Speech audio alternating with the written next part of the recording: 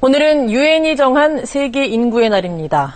이날이 생긴 1987년 당시엔 인구 폭증이 걱정이었는데 우리나라는 10년 넘게 세계 최저 수준의 출산율이 걱정이죠. 덫이 돼버린 저출산의 굴레에서 어떻게 탈출할 수 있을지 권혜리 기자가 짚어봤습니다.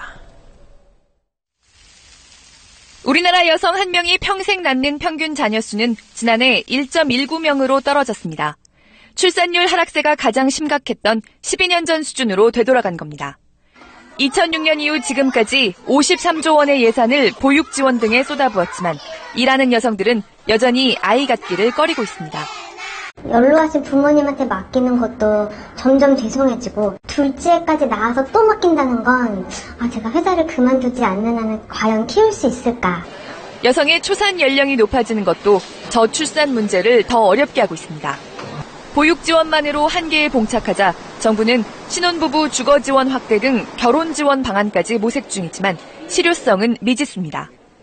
일을 하면서 임신, 출산, 육아 이런 것까지 다 생각을 하니 좀 마음이 부담이 되고 그렇기 때문에 조금 더 신중하게 고려를 하려고 하고 있고요. 고용 불안, 보육과 사교육비 부담, 결혼관의 변화, 노후 불안 등의 복합적인 요인을 단편적 처방으로 풀기는 어렵습니다.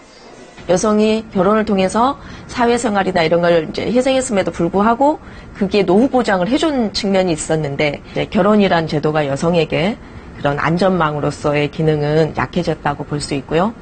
OECD 국가 가운데 남성 육아 휴직률 등 육아 참여율을 높이면서 공공보육도 활성화한 노르웨이와 스웨덴 등은 여성 취업률과 출산율이 함께 오르면서 저출산 탈출에 성공했습니다.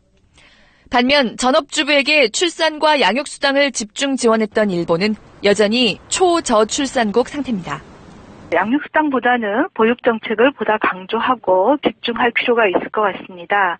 일하는 부모가 필요로 하는 일가정 양립, 가족 친화적인 직장 만들기 등의 구체적인 전략이 필요하다고 봅니다. 여성이 미래에 대한 불안 없이 아이를 낳고 사회와 가정이 다 함께 키우는 구조가 정착되지 않는 한 어떤 저출산 대책도 미봉책에 그칠 수밖에 없습니다.